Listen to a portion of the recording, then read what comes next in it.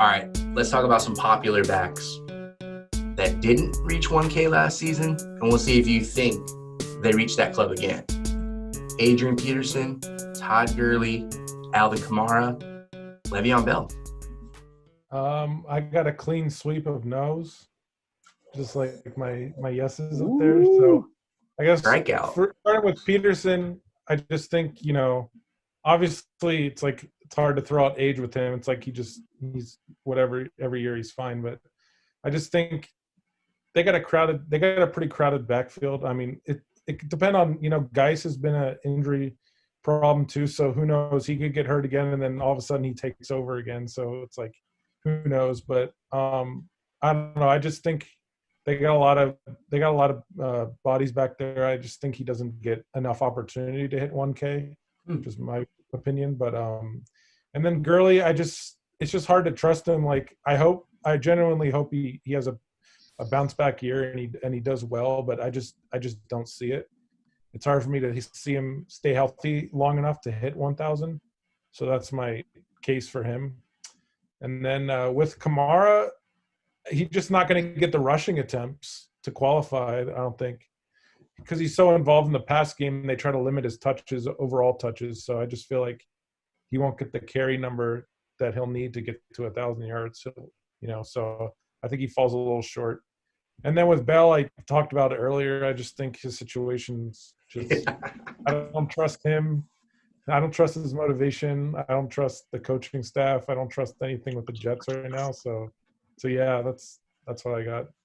Hold up. Would you say Lev Bell runs for 1K if he was in Pittsburgh? Yeah. Yes, 100%. Okay. I just had to know. I had to know if it was a Bell thing or Bell plus everything. It's both. What about you, Drew, man? AP, Gurley, Kamara, Bell. Man, I love AP. He's definitely a Hall of Fame, first ballot for sure. But yeah, man, it's hard for me to see him hitting that 1K. If we didn't last year, again, father time. Yes, he's still beating it even after an ACL tear. That guy is just a monster. But as an Ohio State fan, I never really saw it with Dwayne Haskins. So I don't really see the second year doing anything better for him. Same thing. He's coming into a new offense, new staff, strong division. I don't think they're going to have that many first or second downs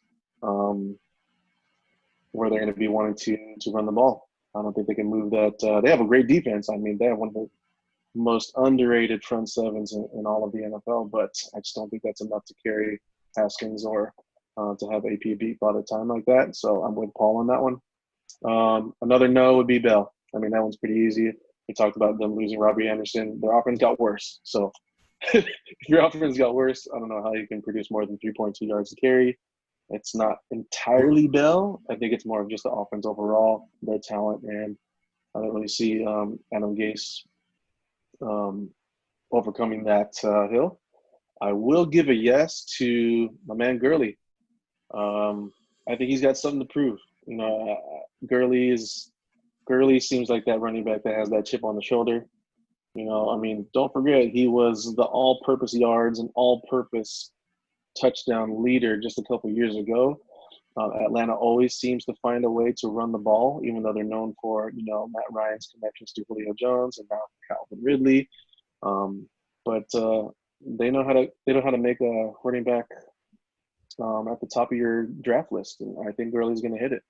Another yes would be Kamara. I know you guys talked about the timeshare there and the fact that he's used in the pass game, but I think after all, I can just call them missteps. The Saints, when they lost to the Rams over the call, even though they had, position in overtime and plenty of opportunities to seize that game.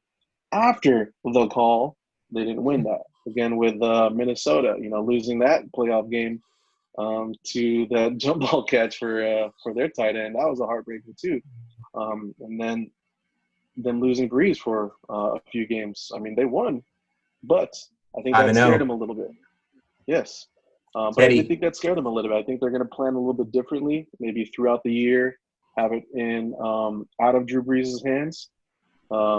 That way, he's for sure there to be more consistent and more of a threat later in the season. Same thing with him. Age is creeping up, and who knows? It did seem like he was checking down a lot more in the second half of the season. They weren't really putting up the crazy amount of points the Saints usually see. So I think that's going to be a definite factor. I definitely don't second guess Kamara's talent. That guy is wide receiver agility, wide receiver hands. He seems to have great ball carrier vision. I understand he hasn't hit 1,000 on the ground yet, but I think just because of this overturn to having Breeze see a little bit less threat in the pocket, just to kind of prevent injury or arm fatigue, I think that'll be the route that they take. All right, 2 yeses right there. I agree with one of them. But hey, I'll start with this. I think all 4 have a chance at 1K, like legitimate chance. You got Ron Rivera. He brings Scott Turner, his OC from Carolina. They move on. They're together. They're going to run. And we don't know how much Geis is going to run. And AP's a freak. And I think everybody that crosses AP's path sees that he's just a different animal. I'm not saying he's going to get these 70-yard bursts and rush for 5.2 yards per carry, because it's probably not. Wear and tear, step back. I get it. And Washington, let's not call them the other name. That's changing. We don't know what they are. But Washington, we don't know about their O-line, about their quarterback, about any wide receivers. We don't even know any of their tight ends' names. So, I mean, there's only one thing they can do, and that's run while they're in games. So I think AP has a chance. I don't think he'll get it, but he has a chance. Alvin Kamara, I think. Terry's a beast, all right? Rookie year, interesting team. No, I hear you, though. Give love to Scary Terry. Is that what they call him? Yeah, Scary Terry. Hard say, baby. Oh, that's true. And then Kamara, I think he has a chance, Drew. He has a chance.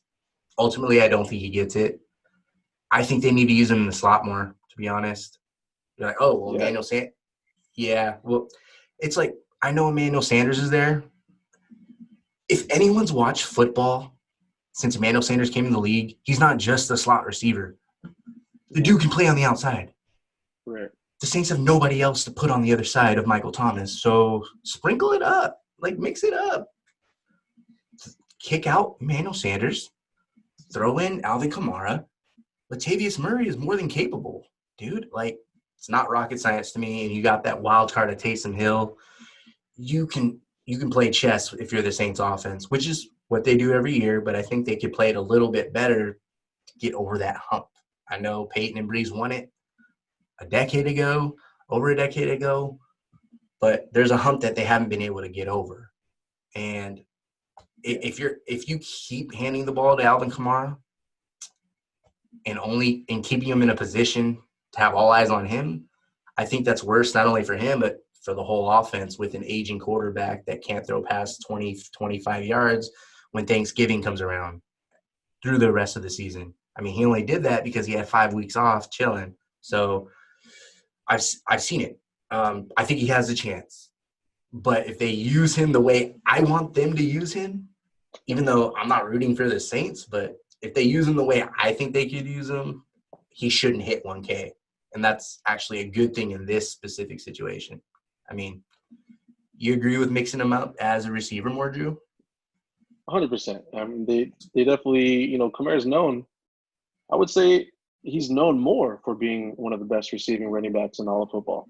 The fact that they don't use him as much, yeah, I mean, I think they could. But the only thing I would say is he doesn't need that much more on a per-game basis to hit 1K. I think both of those years were almost 900.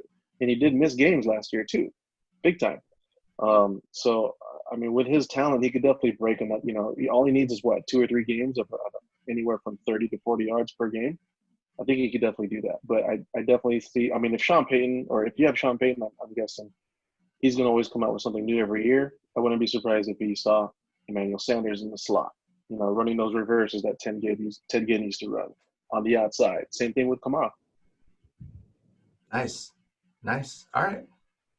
And then Le'Veon Bell. I swear y'all hate this guy. I swear. I don't, man. I don't. I think he has a chance. Clearly has a chance. But did y'all know Jets went 7-9 last year with Sam Darnold missing a month of football to mono? And then you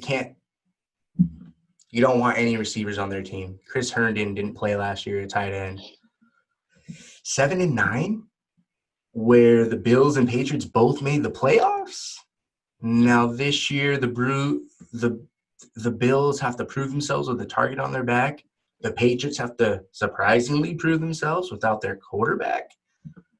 Man, that could be a surprise team. Am I picking that today in July? I won't be so bold today in July, but I'm giving them credit. Everyone wants a bag on the Jets, bag on Adam Gase. Says they want to say Sam Darnold sees ghost every day.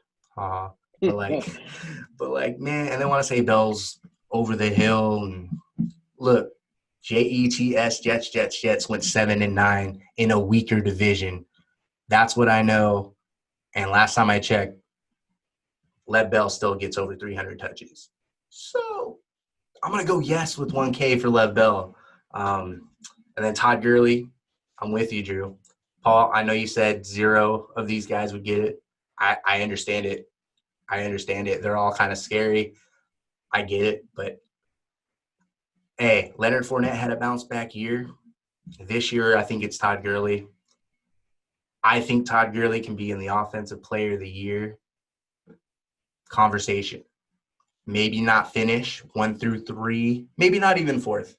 But you have to be pretty damn good to even be in that conversation. We saw Run CMC get 1,000 rushing, 1,000 receiving, and not win it because Michael Thomas was that damn good. So the conversation's tough. It's just tough. It's a good league. I think Atlanta can be a playoff team.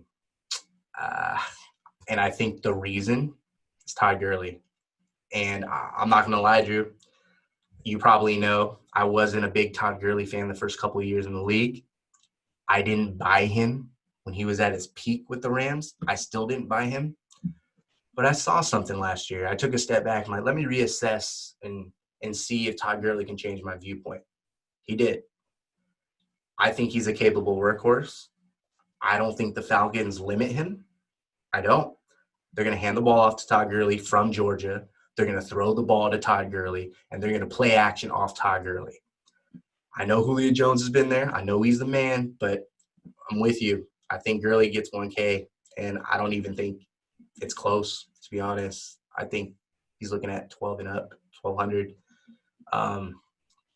Paul, is there anything that Drew and I said that can change your mind on any of the backs taking 1K? I mean, like I said with Gurley, I'm rooting for him, but it's like your point about Cook. Like, you don't – like, he's got an even worse probably injury history. Like, you know, his knees might – I don't know how bad his knees are, but I know they're not good. So it's just reasonable to think, like, I just don't see how he could finish enough games to get 1,000. I really hope he does because he seems like a good guy and, you know, all that. But, you know, it's just hard for me to think that he's going to get enough, you know, be healthy for long enough for the year. Fair enough. I get it, man. I am mad at you.